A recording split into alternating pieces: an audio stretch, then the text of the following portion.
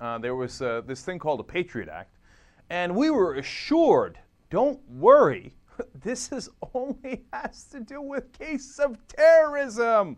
Yeah, you know, it's going to go outside. It appears to be going outside of the wording of the Fourth Amendment significantly, but don't you worry your pretty little heart, because we would never use this thing, because, I mean, we just passed it right after 9/11. We would never use this for anything other than terrorism.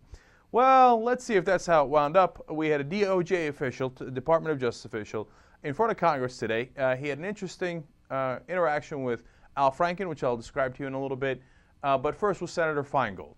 And Senator Feingold had some excellent questions for him. Let's watch clip number 2. Mr. Chris, as you know, the Patriot Act provided statutory authority for the government to obtain special sneak and peek criminal search warrants that allow agents to break into Americans' homes and conduct secret searches without telling them for weeks, months, or even longer. It is true, isn't it, that these searches can be conducted also in run-of-the-mill criminal cases and do not require any connection to terrorism? That's true, both before and... In fact, according to a July 2009 report of the Administrative Office of the U.S. Courts, isn't that exactly how this authority has most recently been used? The report shows that in fiscal year 2008, sneak and peek search warrants were requested 763 times, but only 3 of those initial requests, just 3, were in terrorism cases. The vast majority were for drug cases. Now, is that your understanding of that report, and does it concern you at all?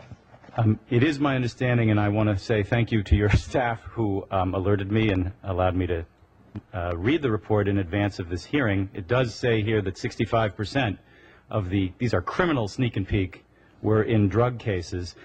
Obviously, just to make something clear, which I know you understand, that on the FISA side, the searches that we do pursuant to FISA are not exactly sneak and peek. They're generally covert altogether. So this authority here on the sneak and peek side, on the criminal side, is not meant for intelligence. It's for criminal cases.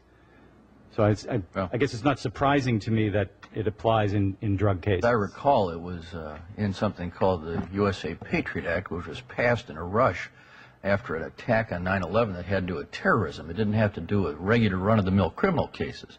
Let me tell you why I'm concerned about these numbers. That's not how this was sold to the American people. It was sold, as stated on DOJ's website in 2005, as being necessary, quote, to conduct investigations without tipping off terrorists. I'm going to say it's quite extraordinary to grant government agents the statutory authority to secretly break into Americans' homes in criminal cases. And I think some Americans might be concerned that it's been used hundreds of times in just a single year in non-terrorism cases. So how did we wind up with something that was supposed to be applied to terrorism being used in terrorism cases 3 times and being used on other criminal cases hundreds of times? Well, do you remember back in the day, I don't know if any of you have been listening or watching for this long, when it got passed and we were saying it was a bad idea, not in the immediate aftermath of 9/11, but later we began to realize what the national security letters were and how they were being used, and these roving wiretaps and how they were being used. Well, I said on the show, the first thing that they're going to use this on, outside of terrorism, is drug gangs. And I said that they were going to call it domestic terrorism or terrorism of a different sort. Now, they haven't necessarily called it that yet. I guess they felt they didn't need to bother, right? They're like, oh, who cares? We have the authority. Just use it. Use it on everything. Fourth Amendment, what name so? So that brings us to Al Franken. He's having an interaction with the same gentleman here, David Criss, Assistant Attorney General for the Justice Department's National Security Division. And he did something very simple. He read him the Fourth Amendment and then asked the follow-up question. So Al Franken read this portion of the Fourth Amendment. No warrants shall issue but upon probable cause, supported by oath or affirmation, and particularly describing the place to be searched and the person or things to be seized.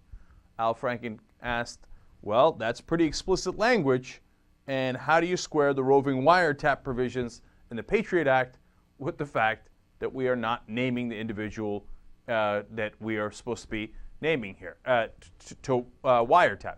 He says, oh, well, there were court cases that said that you don't have to give their specific name as long as you explain who they are in case you don't have their name. That's not what we're talking about here. We understand that, oh, you don't have the guy's name, but that's that guy right there, and you describe him. That is not the case here. Here, they've taken the Fourth Amendment. They're like, yeah, well, that was interesting. No, we're not going to go ahead and do that. Instead, we can, wiretap you and do a roving wiretap without naming a specific place. And we don't have to get a court order, and the list goes on. And no, it's not just terrorism cases or things that are linked to Al-Qaeda. It's now everything. So thereby changing the entire law of the United States and the Fourth Amendment entirely without bothering to actually change the Constitution. So that appears to be a little bit of a problem. You know what the vote was on the Patriot Act originally? 99-1 in the Senate. You know who the one was? Russ Feingold. Now, that's the courage of your convictions. That's why we love Russ Feingold. Whether you agree with him or disagree with him, after 9/11 to say, hey, you know what? That tramples on liberties. I am not signing that thing. That takes stones. Okay? And he's been fighting that battle for a long, long time.